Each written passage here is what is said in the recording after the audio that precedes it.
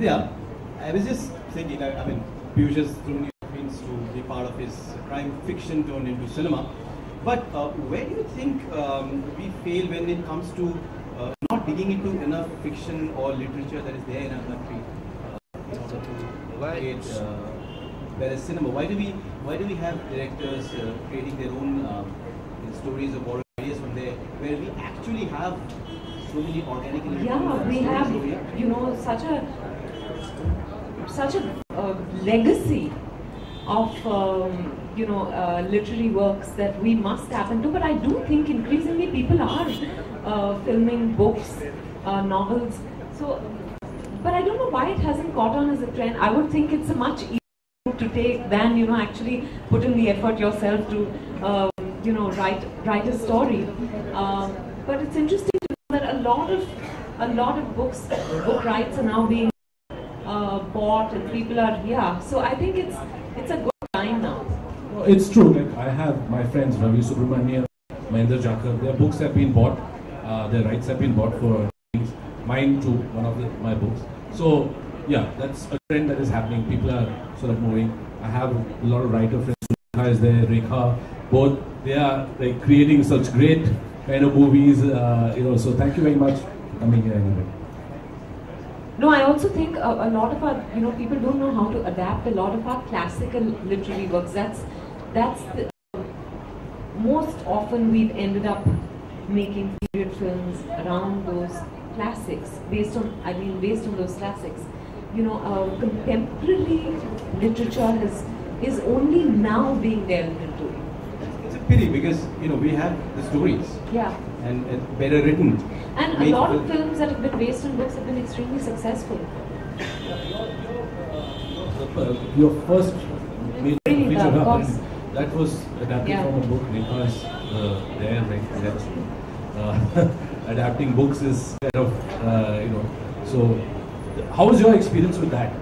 You must have read the book and the script. I actually read a translated version of Parinita before I read the script. Or rather, I read the script first and then I read the translated version. And it's interesting because what they did is, even though we were making it as a period film, they adapted it to or within a certain period.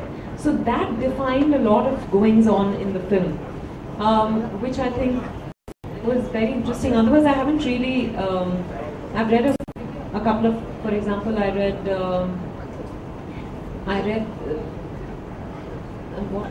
5 Point Someone before it got made into a book. So, you know. I'm just kidding. Yeah.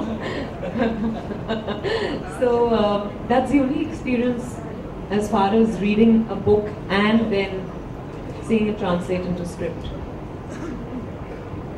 Now this is a serious question, Piyush. When I read the book, I found that you were expressing a lot of empathy for the character which would be taken as the evil incarnate. Yeah? More than his actions, you were actually delving into the way his mind is working, where he's coming from, and I felt compelled to protect him. Now, when you have so much empathy for your antagonist, the evildoer, does that somehow hamper with the objectivity of both the writer and the reader? So, you know what, I'm actually a graduate in psychology, and I've ever since I was in college, I have empathy for people who are mentally ill, and I've always held, and it's borne out that mental health in India is something which is not really looked at in all its seriousness. Just yesterday there was an article in the DNA that 6.5% of the Indian population is mentally ill, and serious mental illness is there. Okay, so to me, what happens is and I mentioned that in my afterword, that what happens is when there is some mentally ill person, you kind of in your family, you kind of push that person away, never talk about that person out in the open, and sort of look at it as some blight that has come onto your family, etc. That's our tradition. Culturally, we are very intolerant towards that. So my empathy will always be towards a person who is mentally ill, and I believe that a serial killer has also got a mental health problem, a mental illness. So My question is, where there is a person who is evil, his acts are evil, is it because he is an evil person or is it because he is ill? We need to examine that. So, and that is basically a global phenomenon. People have been examining it all around the world, whether serial killers are actually bad people or they need our help. So that's the tack that I've taken. Of course, having said all that stuff, I write it inside a thrilling story, but that's like the underlying, takeaway from the book. Yeah. Vidya, as an actress, if you're given a character which is dark and despicable, I think, I can comfortably say that it's only now that I'm actually willing, maybe I'm ready to delve into my dark side as an actor. So far, if there were scripts where there were characters I was uncomfortable with,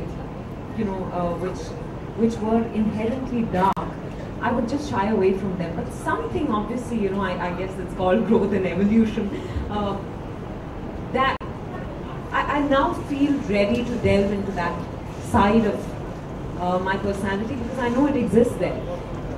When I'm playing the character, I'm not sure I require that objectivity. I haven't played that kind of dark character so far, so I don't know how, I'll really work within that. But having said that, with every other character, when I'm really playing a character, I'm really invested in her. At that time, I really believe in everything that she does. So I lack objectivity at that time, which I think is fine. There's a hallmark of a good as long as when I come back home, I know that, if I'm playing a serial killer, I'm not going to... yeah. No method in that. No. Thankfully, hopefully. Piyush, in this particular film, in this particular book, sorry, I'm already talking about the film. You yourself admitted through one of the characters that the genre of serial killing fiction or the idea of a serial killer is not taken very seriously in India, in the Indian context.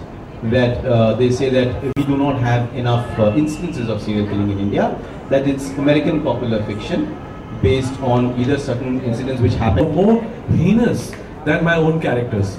The point that I was trying to make is that, look, it has just been ignored in this country.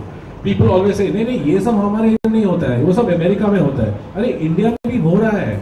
आप लोग, nobody is paying attention to it.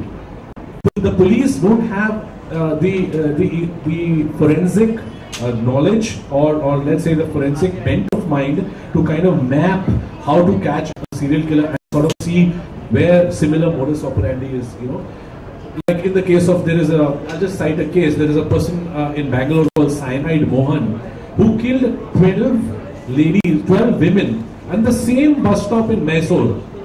Okay, over a period of 1.5 years, in the same bus stop, in the same ladies' toilet of the same bus stop, okay, by giving them cyanide. But the police never put it together that there was a serial killer. 12. So the point is that nobody can, here the detection is very loose, and therefore my idea was also to bring out how Cyanide Mallika was a serial killer. The Gavit sisters, who are not mentioned in my book, but there are Gavit sisters in Pune who were serial killers. So there have been a case of a few women, but mostly it's a male domain. So we're coming to the end of our freewheeling session. Before we open it to the audience, we shall unveil another book. Yeah, actually, can we have the Q&A before? If there's any questions before? Vidya, please be seated. Okay. You also study Raman Raghav, who's supposed to be the biggest serial killer. Yeah, I have actually. So and there's a film also done by Sri Ram, Sridhar Raghavan. Yeah, Sri Ram actually. Yeah, he did it's a diploma film which he did long back. Yeah, I saw that. Yeah, I did study that, and so he's the more known serial killer of that thing. And Otto Shankar, and there are a few others, the Beer Man, the Stone Man and stuff like that. They have it. Stone Man is, Yeah, but mine was like a very unique serial killer. Completely fictional. Yeah, mine was. Created. Okay. One more question. There's a very important reason why I have, but I cannot reveal it to you. You'll have to read the book to understand why I have used that title. And it's very important, very important. Thank you for asking. Ravi Subramaniam, best-selling author. Mic in the front, he would like to ask a question because he always asks questions. Thank you, Ravi, for joining us this evening. Thank you. Piyush, a couple of questions, quick ones. One, it's very intriguing cover. And who's the model and what I don't know. It was done by the designer in Delhi in conjunction with me. So it's fabulous. And is it a part of the series or is this a standalone book? If it does well, then it will become a series. Yeah. And no, are you planning to shift genres after this, or you can? No, I'm planning to make a movie. यार अभी वो बहुत हो गया. 4 किताब लिख दिया. अभी film बनाऊंगा उसके बाद next book. But you have a contract with Westland, right? Yeah, my next book is also there. So I've done that already. So this last line of yours can be expunged from the conversation. Thank you very much. We'll have to wrap up the Q&A. You can catch up 1:1 later. Now let's. We're just going to open the book, and we're going to have the unwrapping and unveiling of the covers to present to you. Raakshas India's